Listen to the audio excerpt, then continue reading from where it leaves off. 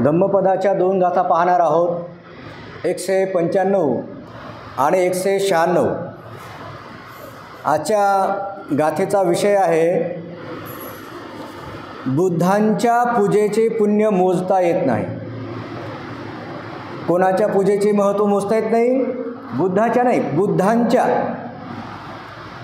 जे बुद्ध होऊन गेलेले आहेत, तर अशा या बुद्धांच्या किंवा जे बुद्ध होणार आहेत, तर जे सर्वच बुद्ध असतात, तर बुद्धांच्या पूजेचे पुण्य मोजता येत नाही, अशा आशयाची गाथा आहे. काश्यप बुद्धाच्या सुवर्ण चैत्याची गोष्ट या गाथांमध्ये आलेली आहे. आपण गाथेला प्रारंभ करूया. गाथा नंबर 196. ते तादिसे पूजयतो निभूति अकुतो भये न सक्का पुण्य संखातो इमे तबिति केनचि.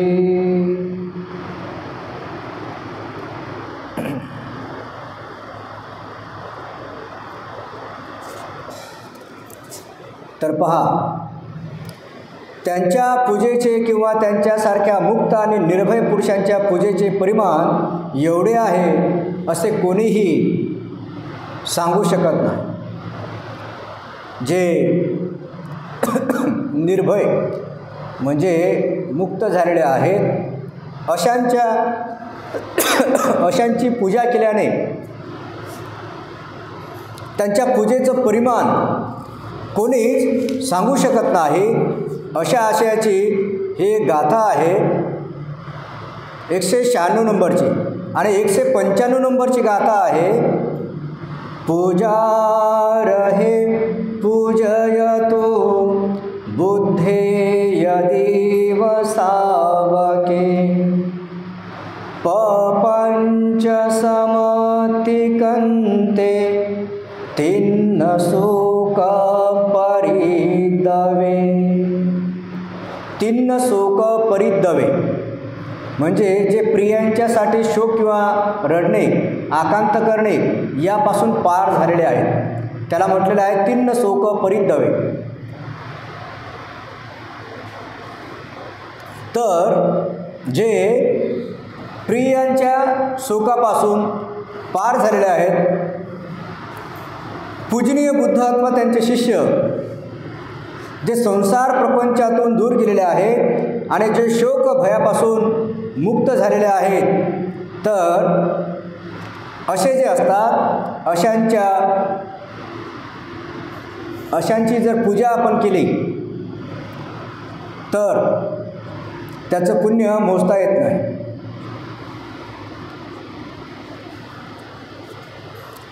याची कथा पाहू काय आहे. एके समयी श्रावस्तीहून वाराणसीला जाताना भगवंत रस्त्यात तोदेय गावाजवळ एका वृक्षाखाली बसले. पहा, एकदा भगवान बुद्ध वाराणसीला जाताना भगवंत रस्त्यात, गावाचं नाव पण ध्यानात ठेवा, तोदेय या गावाजवळ एका वृक्षाखाली बसले. त्या वृक्षाखाली एक छोटा चबुतरा होता. वृक्षाखाली चबुतरा, ओटा. जवळच शेतामध्ये ब्राह्मण शेतकरी काम करीत होता. त्या चबुतऱ्याच्या बाजूला एक ब्राह्मण, पण तो व्यवसायाने शेतकरी होता, तर तो शेतात काम करत होता. भगवंतांनी स्थविर आनंदाकडून त्याला बोलावून घेतले. कोणाला बोलावून घेतले? त्या शेतकऱ्याला. म्हणजे शेतकऱ्याला बोलवायला आनंद भंतेला पाठवलं की जा त्या शेतकऱ्याला बोलावलं. तो तिथे आल्यानंतर त्याने काय केलं? सगळ्यात पहिले तिथे आल्यानंतर भगवंताच्या चरणाची वंदना नाही केली, तर भगवंताच्या चरणांची, पायाची वंदन करण्यापूर्वी त्याने वृक्षाखाली असलेल्या त्या चबुतऱ्याला प्रथम वंदन केले. तो जो चबुतरा होता, ओटा होता झाडाखाली, त्या ओट्याला प्रथम वंदन केले व नंतर भगवंताकडे आला आणि भगवंताला वंदन करून एका बाजूला बसला. भगवंतांनी त्याला विचारले की ब्राह्मण, तू काय समजून असे केलेस?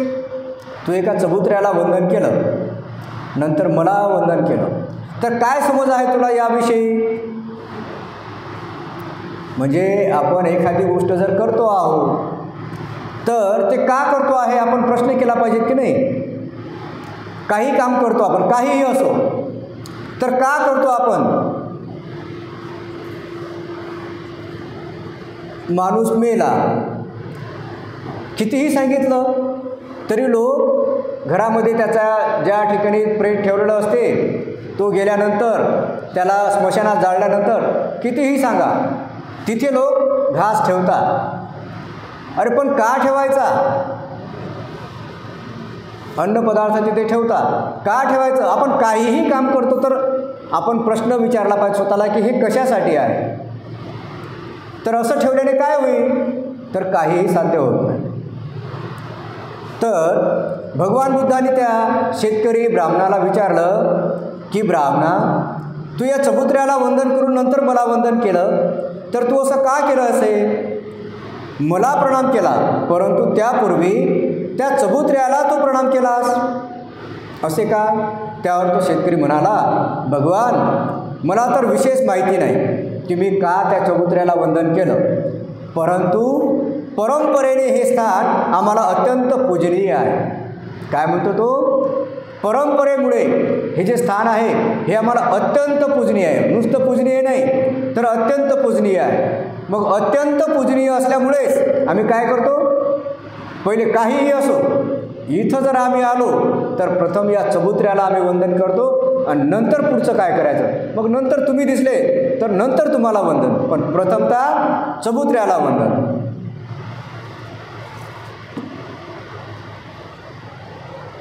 त्यावर तो शेतकरी म्हणाला, भगवान, मला विशेष माहिती नाही, परंतु परंपरेने हे स्थान आम्हाला अत्यंत पूजनीय आहे. नेहमीच आम्ही या चबुतऱ्याची पूजा करतो, मात्र पूजा आम्ही का करतो हे मला नीट माहीत नाही. भगवान त्याला म्हणाले, ब्राह्मणा, तू हे योग्यच केलं. काय म्हणतात भगवंत? ब्राह्मणा, तू हे योग्यच केलं. आता तुम्हाला प्रश्न पडायला पाहिजे की काही दिवसापूर्वी आपण धम्मपदाची 188वी गाथा पाहिली होती आणि त्या 188व्या गाथेमध्ये हे होतं की बहुवे शरणं यंती पबत्तानी वनानीच आराम रुक्ख चैत्यानी मनुष्या भयत्त जित्ता. की बरेच माणसं शरणं यंती पबत्तानी, पर्वताची शरण जातात, आराम रुक्ख चैत्याने, जे उद्यान आहेत, त्याच्यानंतर रुक्ख म्हणजे वृक्ष आहेत, आणि चैत्य, जे चैत्य असतात, असे चबुतरे असतात, तर त्या चैत्याची पूजा करतात. हे सगळं लोक कशामुळे करतात? भीतीमुळे करतात. हे अग्निदत्ताला बुद्धाने सांगितलं होतं की अशा या भीतीमुळे जर कुणाचं शरण आपण जात असू तर त्याने तुला काही साध्य होणार नाही. मग आता प्रश्न पडायला पाहिजे की तिथे बुद्धाने हे सांगितलं की वृक्षाचीच काय, पण चैत्याची सुद्धा वंदना केल्याने काहीही साध्य होणार नाही. पण इथे मात्र या शेतकरी ब्राह्मणाला म्हणतात, तेही त्या शेतकऱ्याला माहीतसुद्धा नाही की आपण याची वंदना, या चबुतऱ्याची वंदना का करतो हे त्याला माहीतसुद्धा नाही. तरी भगवंत म्हणतात की ब्राह्मणा, तू हे योग्यच केले आहे. हे ऐकून तुम्हाला जरी प्रश्न पडला नाही तरी भगवंताचे त्यावेळेचे जे शिष्य होते ते मात्र आश्चर्यचकित झाले की असं कसं काय? तिथे बुद्धांनी असं सांगितलं की चैत्याची वंदना करण्यात काही अर्थ नाही, वृक्षाची वंदना करण्याचा अर्थ नाही. त्यामध्ये चैत्यसुद्धा सांगितलं, चबुतरा सांगितला, चैत्य सांगितलं. आणि आता इथे मात्र सांगतात की ब्राह्मणा, तू योग्य केलं या चबुतऱ्याची वंदना करून. तर तेव्हा भगवंताचे शिष्य आश्चर्यचकित झाले, कारण बुद्ध नेहमी म्हणत असत की चबुत्र्याची पूजा करून काय होईल. मागच्या गाथेतच अग्निदत्ताला उद्देशून त्यांनी म्हटले होते की वृक्षाची पूजा करून काय मिळेल, चैत्याची पूजा करून काय साध्य होईल, मूर्तीची पूजा करून काय साध्य होईल आणि अशा तऱ्हेची पूजा करून काय लाभ होईल. भगवंत असे नेहमी सांगत असताना आज अचानक इथे असलेल्या चबुत्र्याची पूजा करणे योग्य होय असे म्हणणे म्हणजे पूर्वी दिलेल्या उपदेशाच्या विपरीत नाही का, विरुद्ध नाही का. तर असे ऐकून सर्व भिक्षुगण आश्चर्यचकित झाले. त्या ब्राह्मण शेतकऱ्याला भगवान म्हणाले, ब्राह्मण तू हे ठीकच केलेले आहे. आणि भिक्षुजन जास्त गोंधळात पडण्यापूर्वीच आता तुम्हाला या पहिल्या गाथेचं स्मरण झाल्यामुळे आता तुम्हालासुद्धा प्रश्न पडला, म्हणजे आता तुम्हाला तुमच्या मनामध्ये सुद्धा उत्सुकता लागली की बुद्धाने हे का सांगितलेलं आहे. आणि ज्या अर्थी आता इथे प्रश्न पडला आहे तर तुम्हाला माहीत आहे की आता याची इथे उत्तर आहेच. तर नेमकं काय आहे, हा गोंधळ त्या भिक्षूंच्या मनात जो घडलेला होता, तर तो गोंधळ पडण्यापूर्वीच भगवंताने ते उत्तर सांगायला सुरुवात केली. बुद्ध म्हणतात, हा चबुत्रा म्हणजे माझ्यापूर्वी होऊन गेलेल्या काश्यप बुद्धाची समाधी आहे. कोणाची आहे? हा चबुत्रा म्हणजे नुसता चबुत्रा नाही, तर हा चबुत्रा म्हणजे माझ्या अगोदरच्या काश्यप बुद्धाची ही समाधी आहे. आणि पूजनीयांची पूजा करणे हे उत्तम मंगल आहे. दररोज म्हणतो आपण ते, नाही का, पूजाच पूजनीयान एतं मंगल उत्तम. पूजनीय लोकांची पूजा करणे, जे जे पूजनीय आहे अशा पूजनीयांची पूजा करणे उत्तम मंगल आहे. पूजनीयांची पूजा करणे हे उत्तम मंगल आहे असं बुद्ध म्हणतात. नंतर ते म्हणाले, भिक्षूंनो, मग भिक्षूला सांगतात की आता तुम्ही काय करा, आता तुम्ही या चबुत्र्याच्या समोर बसा आणि बसून डोळे बंद करा. डोळे बंद करून ध्यान करा, जे भगवान बुद्धांनी त्यांना ध्यान शिकवलेलं होतं. तर ध्यान करा आणि तुमची सर्व चेतना या चबुत्र्यावर केंद्रित करा. सर्व भिक्षू ध्यान करायला बसले, सर्व शांत झाले. त्या चबुत्र्यावर त्यांनी आपली सारी जीवन ऊर्जा केंद्रित केली आणि त्यांना आश्चर्याचा धक्का बसला. अशी अनुभूती त्यांनी कधी अनुभवली नाही.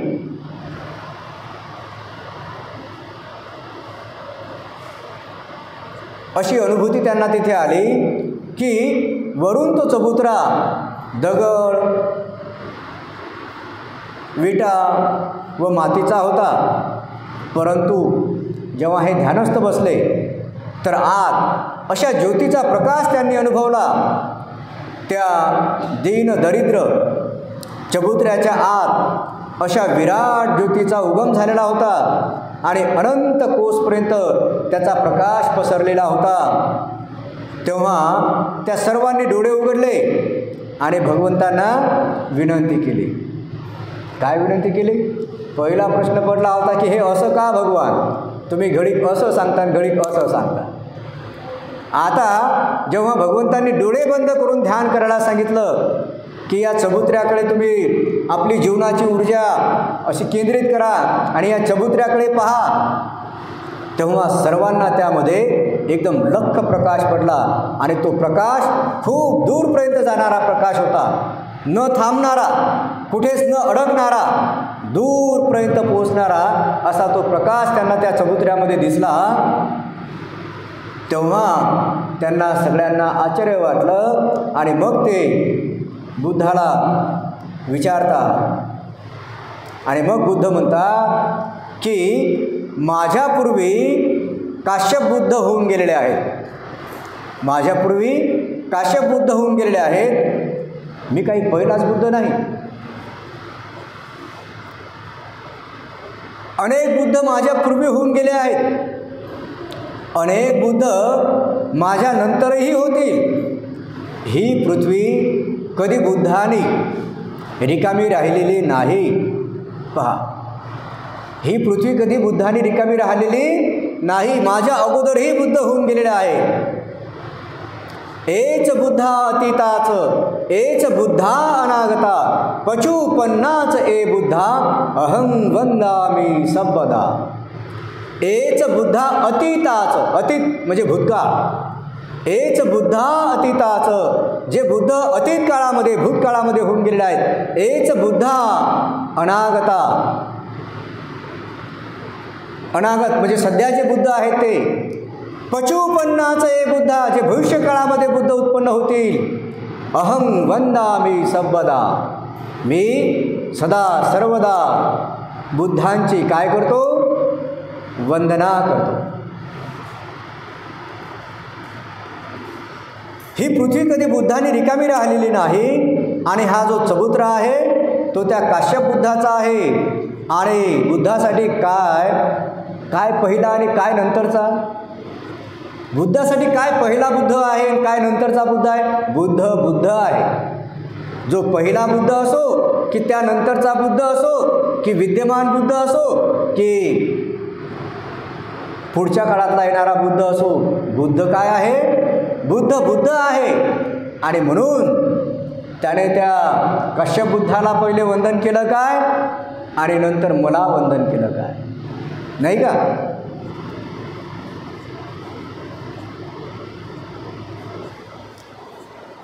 आणि बुद्धासाठी काय पहिला आणि काय नंतरचा, काय अतीत आणि काय भविष्य? खरा प्रश्न आहे बुद्धत्वाला नमस्कार करायचा. काय प्रश्न आहे खरा? बुद्धत्वाला नमस्कार करणे. आम्ही बुद्धत्वाला जेव्हा नमस्कार करतो तेव्हा आम्ही आमच्या बोधीला नमस्कार करत असतो. आमच्यातल्या बुद्ध अंकुराला नमस्कार करत असतो. आमच्यात असणाऱ्या बुद्धाच्या अंकुराला जणू काय आम्ही पाणी घालत असतो की तो अंकुर वर आला पाहिजे. त्या बुद्धाविषयी कृतज्ञता असते आणि आमच्यामध्ये ते गुण यावेत हा बुद्धाच्या नमस्काराचा हेतू असतो.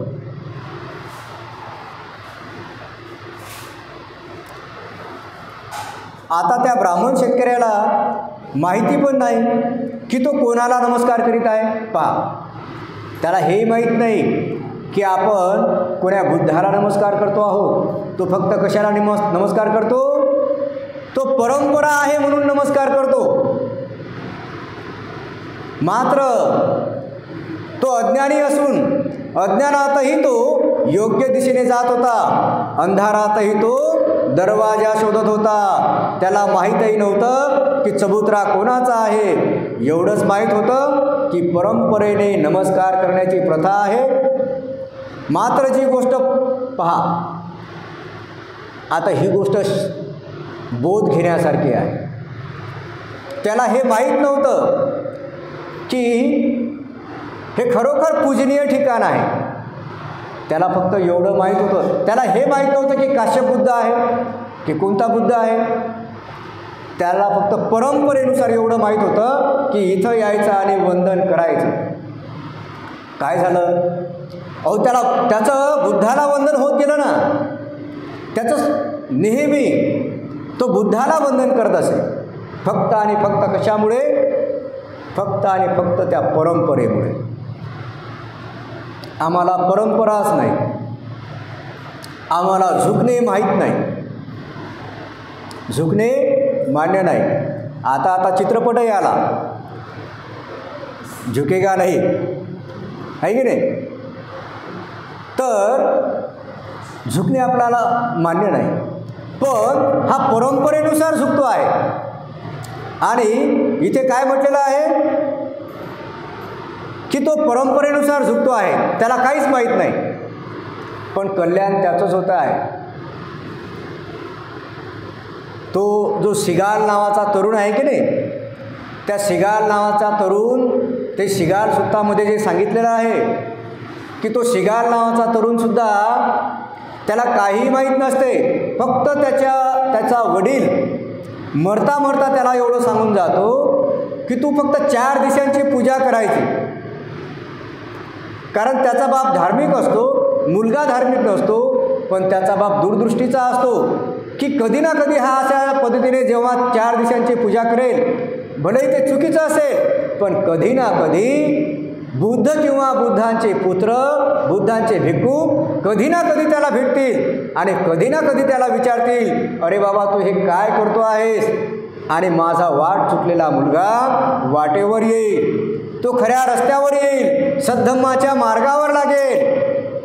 आणि सज्जन हो, हे खरंही झालं की त्या वडिलाच्या इच्छेनुसार वडील तर गेले, पण नंतर तो 4 दिशेची पूजा करणारा सिगार त्याला स्वयं तथागत भेटले आणि तथागतांनी त्याला उपदेश केला की कोणत्या 4 दिशा आहेत, कोणत्या 4 दिशांची पूजा केली पाहिजेत. आणि मग तो खऱ्या अर्थाने त्या दिशांची पूजा करतो आणि सद्धम्माच्या मार्गावर लागतो. तर सद्धम्माच्या मार्गावर कोण लागू शकते? या आजच्या या शेतकरी ब्राह्मणाच्या उदाहरणावरून आणि त्या शिगालाच्या उदाहरणावरून आपल्याला हे लक्षात आलं पाहिजे की जो काहीतरी करतो आहे, मग तो चुकीचं का असेना, पण जो काहीतरी करतो आहे, आपण ज्याला दुष्णे देतो, अरे काय हे अंधश्रद्धा आहे, अरे हे काय, हे करून तुला काय भेटेल, अरे पण तो काहीतरी करतो ना, त्याच्या मनामध्ये काहीतरी आहे ना, काहीतरी कुशल भाव आहे आणि त्या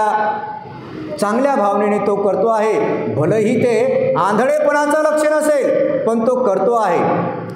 चांगली अपेक्षा त्याच्याचकडून केल्या जाऊ शकते की जो करतो आहे त्याचं पाऊल सुधरू शकते, सुधारू शकते, त्याच्यामध्ये बदल घडू शकतो. जसा शिगारमध्ये बदल झाला, जसं हा जो ब्राह्मण आहे, या ब्राह्मणामध्ये माहीत नसताना त्याच्याकडून केवळ परंपरेमुळे आणि झुकणे त्याला मान्य असल्यामुळे तो तिथं झुकत होता, परंपरेने झुकत होता आणि त्याच्यामुळे त्याला झुकणे मान्य असल्यामुळे तो बुद्धाला शरण जात होता, बुद्धाला वंदन करत होता. आणि म्हणून साक्षात तथागत भगवान बुद्धांनी त्याला म्हटलं की तुझं हे झुकणं सुद्धा श्रेयस्कर आहे आणि योग्य असं आहे.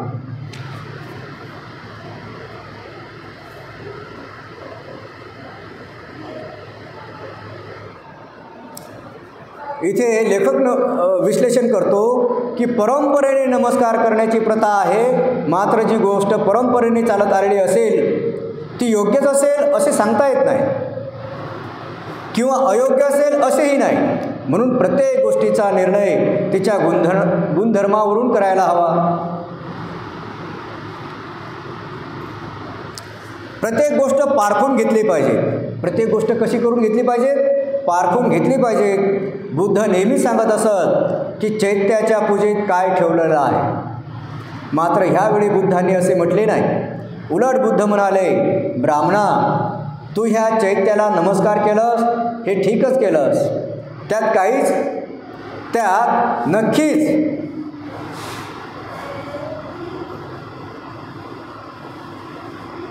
नक्कीच काहीतरी दडलेलं आहे. हळूहळू त्याच्या नतमस्तक होण्याने एक दिवस त्याला नक्कीच आढळून येईल की त्यात काय दडलेलं आहे.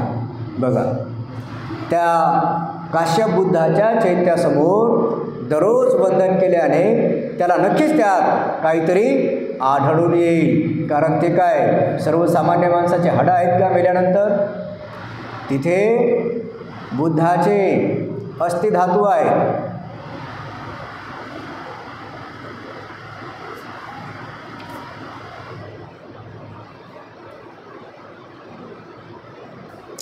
हळूहळू त्याच्या नतमस्तक होण्याने एक दिवस त्याला नक्कीच आढळून येईल की त्यात काय दडलेलं आहे. बुद्ध म्हणतात, पूजाच पूजनीयानं एतं मंगल उत्तमम. पूजनीयांची पूजा करणे हे उत्तम असं मंगल आहे. आपण या महामंगल सूक्ताचा अर्थ एक दिवस, संपूर्ण महामंगल सूक्ताचा अर्थ एकच दिवसात आपण पाहू.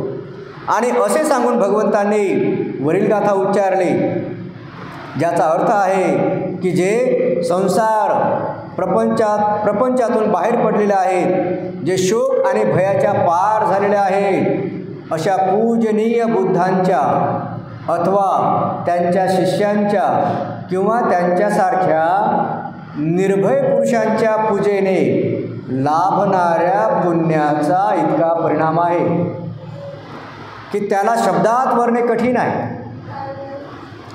अशा महापुरुषांच्या किंवा त्यांच्या शिष्यांच्या सुद्धा, म्हणजे जे अर्हत भिक्षू असतात त्यांच्यासुद्धा पूजेने लाभणारं जे पुण्य आहे ते शब्दात व्यक्त करता येत नाही. खरे पाहिले असता पूजेने पुण्याचा लाभ होत नाही, तर एखाद्या गोष्टीसमोर नम्र झाल्याने पुण्याचा लाभ होतो. कशाने लाभ होतो? एखाद्या गोष्टीसमोर नम्र झाल्याने. नम्र होणे म्हणजे अहंकार गळून पडणे. नम्र होणे म्हणजे काय? अहंकार गळून पडणे. आपला अहंकार गळून पडला पाहिजे. मी कशाला प्रथम माघार घेऊ, ही जी आपल्या मनाची भावना असते, ही भावना थोडी बाजूला ठेवली पाहिजे. आणि जो प्रथम माघार घेतो तो कमजोर आहे, त्याची बाजू कमजोर आहे असं कधीच समजायचं नाही. त्याच्या तो संस्काराचा भाग आहे, माघार घेतो आहे, तर ते आपण समजून घेतलं पाहिजे की जो माघार घेतो हा त्याचा संस्कार आहे. तर कोणापुढे नम्र व्हायचे असेल तर अहंकार गाळावाच लागेल. अहंकारी व्यक्ती कधी कोणापुढे नम्र होत नाही. अहंकाराला थोड्या वेळासाठी डोक्यावरून उतरवावं लागेल, तरच आपण कुणापुढे तरी नम्र होऊ शकतो. सत्यनारायण गोयंका गुरुजींसुद्धा त्यांच्या एका दोह्यामध्ये म्हणतात, मत कर बावळा, मत कर गर्व गुमान, बड़ो बड़ो के मिट गए, जग से नाम निशान. अरे गर्व कशाचा आहे? ज्ञानाचा गर्व, पैशाचा गर्व, राज्याचा गर्व, सौंदर्याचा गर्व, तारुण्याचा गर्व, की आम्ही एवढे भाऊ आहोत, आमची एवढी भावकी आहे, त्याचा गर्व. अरे हा गर्व सगळाच काय आहे? अरे हा गर्व बावळटासारखा आहे. आणि म्हणून म्हणतात, मत कर बावळे, मत कर गर्व गुमान, बड़ो बड़ो के मिट गए, जग से नाम निशान. अरे मोठ्या मोठ्यांचे या जगातून काय झाले? नाम निशान मिटून गेले, खाक होऊन गेले. कुठे नाव नाही ना, निशान नाही. आणि कुठे आपलं हे?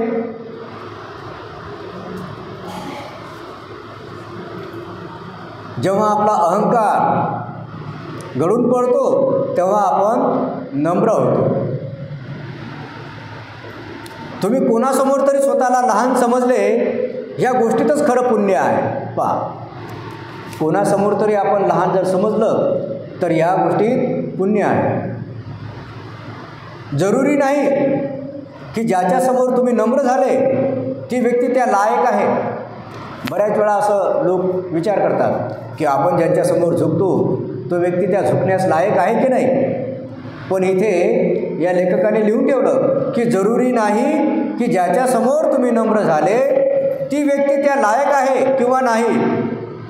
ती लायक नसेल तरीही बिघडत नाही. म्हणजे समोरची व्यक्ती तुम्ही त्यांच्यासमोर झुकत आहात आणि ती लायक नसेल तरीही तुम्ही झुकले तर काही बिघडणार नाही. नम्र होण्याचा स्वभाव एखाद्या दिवशी लायक व्यक्ती समोरसुद्धा नम्र होईल. जर आपण नम्र असू तर नम्र होण्याचा स्वभाव आपला काय करतो? आपण लायक असणाऱ्या व्यक्ती समोरसुद्धा काय होऊ? नम्र होऊ, त्याला वंदन करू. पण जर नम्र नसू तर लायक व्यक्तीच्या समोरसुद्धा आपण, लायक व्यक्ती आपल्या समोर आल्यानंतरही आपण त्याला झुकून प्रणामच करणार नाही. तर काय होईल? आपल्याला ते पुण्यच प्राप्त होणार नाही. म्हणून प्रथमतः झुकण्याची आपण काय केली पाहिजे? सवय आपण आपल्या मनाला लावली पाहिजे, झुकायचं आहे. बौद्ध व्यक्ती बौद्ध संस्कार सेकंड नाही शिकवत, हस्तांदोलन करायला शिकवत नाही, तर हात जोडून कमरेमध्ये झुकणे शिकवतो. हस्तांदोलन नाही, कोणालाही पुरुषसुद्धा हस्तांदोलन नाही, टच नाही, तर हात जोडून कमरेमध्ये जितकं शक्य होईल तितकं वाकणे, झुकणे, हा बौद्ध संस्कार आहे. हेच बुद्धिस्ट कल्चर आहे. तर या झुकण्याच्याच विषयी गोयंका गुरुजींचं दोहा आहे पहा.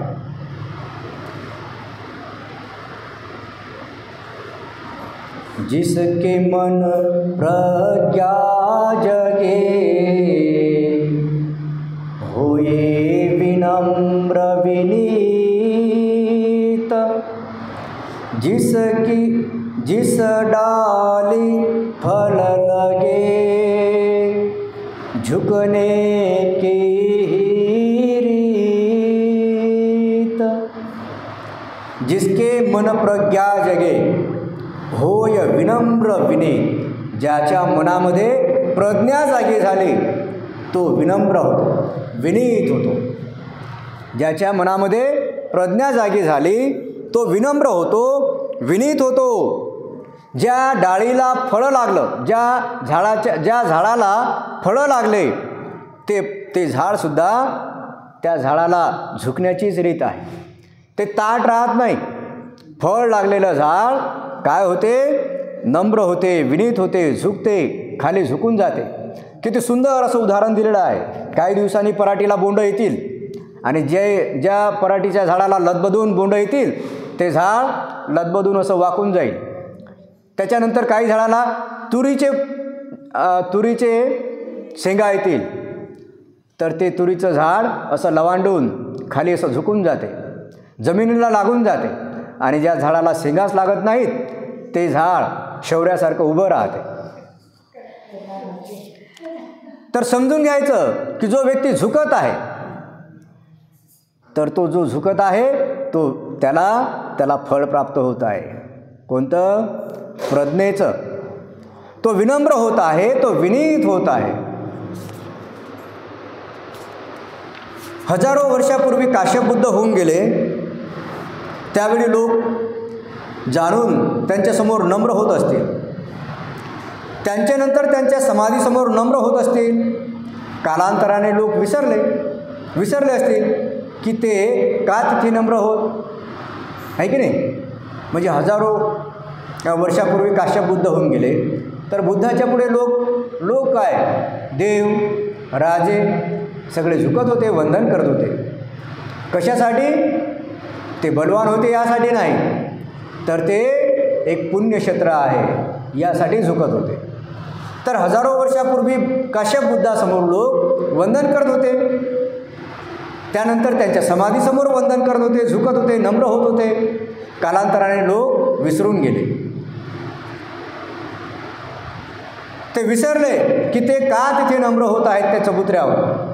मात्र नम्र होण्याची प्रक्रिया आजही चालत आलेली आहे. त्या चैत्याने त्या गरीब शेतकऱ्याला इतके पात्र बनविले की त्या समाधीसमोर नम्र होता गौतम बुद्धाच्याही चरणी नम्र झाला. आणि त्याला जर झुकण्याची पद्धत माहीत नसती म्हणजे पाहतो किती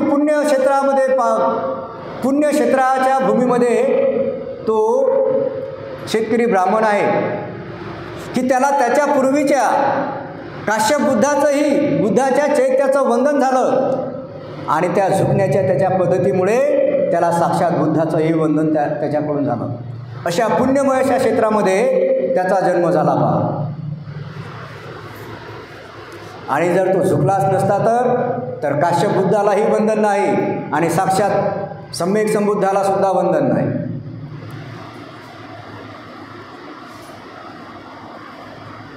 नम्र होण्याची प्रक्रिया आजही चालत आलेली आहे. त्या चैत्याने त्या गरीब शेतकऱ्याला इतके पात्र बनविले की त्या समाधीसमोर नम्र होता गौतम बुद्धाच्याही चरणी नम्र झाला. म्हणून बुद्धासमोर नम्र होताना लाभणाऱ्या पुण्याचा तो खरा भागीदार ठरला. आणि एक आणखी एक मनोरंजक गोष्ट आहे पहा, जातक कथा आहे. बोधिसत्वाच्या जातक कथा ह्या अत्यंत मनोरंजक व बोधप्रद असतात. मनोरंजक तर आहेत पण बोधप्रद असतात पहा. त्यातून फक्त बोध घ्यायचा असतो. या जातक कथांमधून काहीतरी शिकायचं असते. जे शिकायचं असते ते शिक आपण घेतली पाहिजे. सार तो काढून घ्यायचा आणि असार बाजूला करायचा.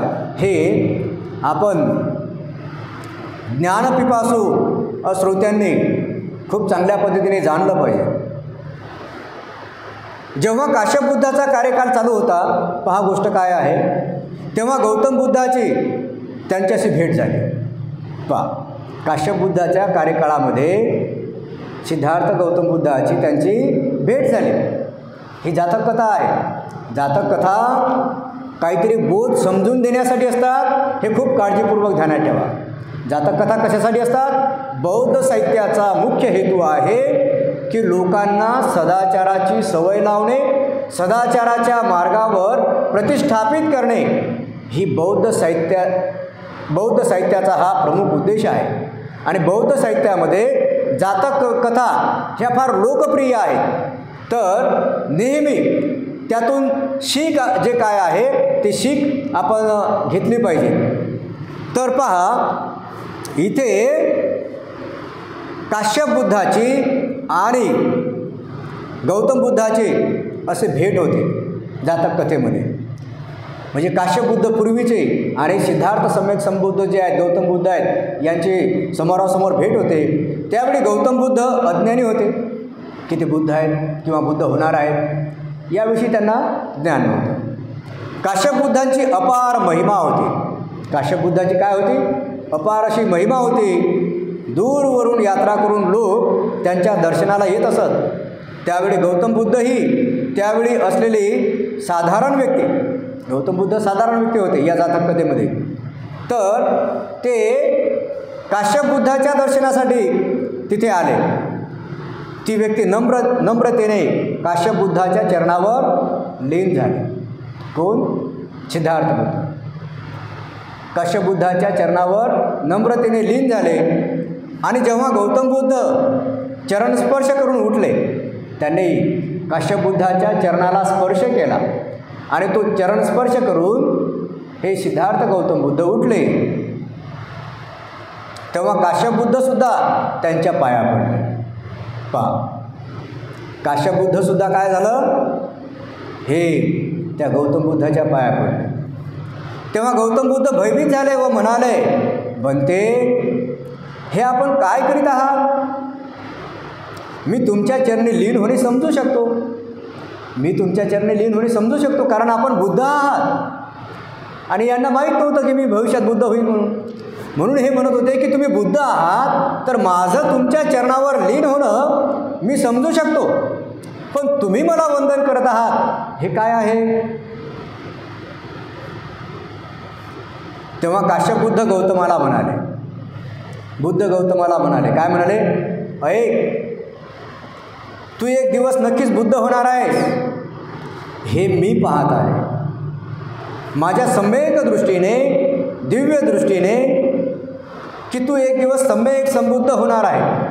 तुझ्यातील बुद्धत्व तुला दिसत नसेल, तुझ्यामध्ये जे बुद्धत्व आहे ना ते तुला दिसत नसेल, परंतु मला ते दिसत आहे की तू बुद्ध होणार आहेस. आणि म्हणून मी त्या भविष्यातील बुद्धाच्या चरणी माथा टेकवत आहे. मी त्या भविष्यातील बुद्धाच्या चरणी माथा टेकवत आहे. एक काश्यप बुद्ध नसणाऱ्या व्यक्तीच्या समोर, बुद्ध नसणाऱ्या व्यक्तीच्या चरणावर माथा टेकवत आहे.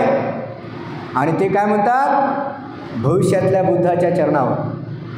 आपण करू का असं? आपण म्हणतो की तो इतका दुराचारी आहे, अरे पण तो नंतर सदाचरणी होईल, नाही का? काही तर यामधून एकच सार पहा काय आहे. तर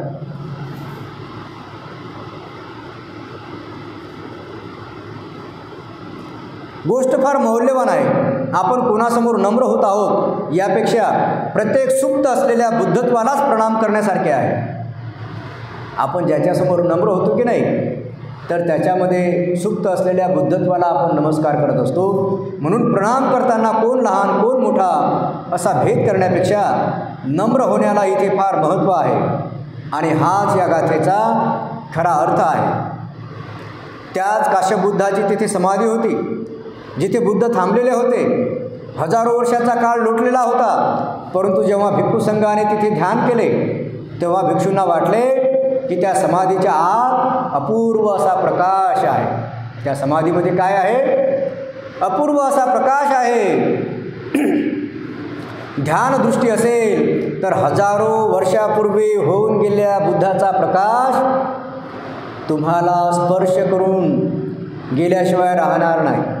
काय असेल तर ध्यानदृष्टी असेल, सम्यक दृष्टी असेल तर हजारो वर्षापूर्वीच्या बुद्धाचा प्रकाशसुद्धा आपल्याला स्पर्श केल्याशिवाय राहत नाही, तुम्हाला आंदोलित केल्याशिवाय राहणार नाही. आणि ध्यानदृष्टी, सम्यक दृष्टी जर नसेल तर जिवंत बुद्ध जरी आपल्यासमोर आले तरी आपण त्या जिवंत बुद्धाला ओळखू शकणार नाही, कारण ते बुद्धाला पाहण्याची दृष्टीच आपल्याकडे नसेल. कोणताही प्रकाश तुम्हाला स्पर्श करणार नाही, सर्व तुमच्यावर अवलंबून आहे. बुद्धाचे वचन नीट लक्षात ठेवा. नम्र होण्याची सवय लावा. चांगल्या वाईटांचा हिशोब ठेवू नका. चांगल्या वाईटाचा हिशोब ठेवू नका. नम्र होण्याची, असे नम्र होता होता एक दिवस अहंकार गळून पडेल. अहंकार एक दगडाची शिळा आहे. अहंकार एक दगडाची काय आहे? शिळा आहे. तिला फोडायला फार परिश्रमाची गरज आहे. अहंकाराला दगडाची उपमा दिली आणि दगडाला जर फोडायचं असेल तर खूप प्रयत्न करावे लागतात. दगड सहज फुटत नाही, त्याला उशीर लागेल. परंतु कठोरातील कठोर दगडावर दोराने, पहा उदाहरण काय देतात, कठोरातील कठोर दगडावर दोराने विहिरीतील पाणी काढताना निशाण पडू लागतात की नाही. असा मोठा काळा पाषाण असतो मजबूत, पण बाटली आपण सोडतो ते आपटते तर त्या दगडाला सुद्धा निशाण्या पडलेल्या असतात, खाचा पडलेल्या असतात. आणि पहा काय दोहा आहे ते, रस्सी आवत जात है सील पर पडत निशान. रस्सी आवत जात है सील पर पडत निशान, करत करत अभ्यास से जडमती होत सुजान. रस्सी आवत जात आहे म्हणजे रस्सीसुद्धा कसते. समजते तुम्हाला? कसणे म्हणजे कमी कमी होते ते. रस्सी कसते. शील पर पडत निशान. बकेटनं पाणी काढता काढता दोरीसुद्धा कसत जाते, आवडत जाते. आणि त्या विहिरीच्या काठावर जे दगडं असतात, जिथून आपण पाणी काढतो, तर त्या दगडावर सुद्धा निशाण पडतात. करत करत अभ्यास असे जडमती, जो जड बुद्धीचा असतो तो सुद्धा सुजान होऊ शकतो. तर आपण का होणार नाही? हळूहळू इंच इंच चालून हजारो मैलाची यात्रा पुरी करता येते आणि जडबुद्धी मनुष्यसुद्धा सज्ञान शहाणा होऊ शकतो. म्हणून बुद्ध म्हणतात, हे ब्राह्मणा, तू त्या चबुत्र्याला, त्या चैत्याला वंदन केलेस हे ठीकच केले, कारण ते पूर्वकालीन काश्यप बुद्धाचे सुवर्ण चैत्य आहे. उलट मागील गाथेत अग्निदत्ताला उपदेश करताना सांगितले की चैत्याची पूजा करून काय होईल. बुद्धांच्या सर्व सूत्रांचा सार एकच आहे, अनुकंपा. ते जे सांगत आहेत अनुकंपेने उठलेले शब्द आहेत. म्हणजे पहा, तो जो अग्निदत्त होता त्यालासुद्धा त्याच्याजवळ स्वयं भगवान बुद्ध गेले आणि महामोगलायन भंतेला त्याच्याजवळ स्वतः पाठवलेला आहे. आणि इथे सुद्धा हा जो ब्राह्मण आहे, या ब्राह्मणाला आनंदाने स्वतःच सांगितलं की जा त्या शेतकऱ्याला बोलावणार. हे कशामुळे घडते? बुद्ध जाणतात की आता कोण योग्य व्यक्ती आहे. बुद्धाच्या मनामध्ये असणाऱ्या अनंत अशा अनुकंपेने हे शक्य आहे.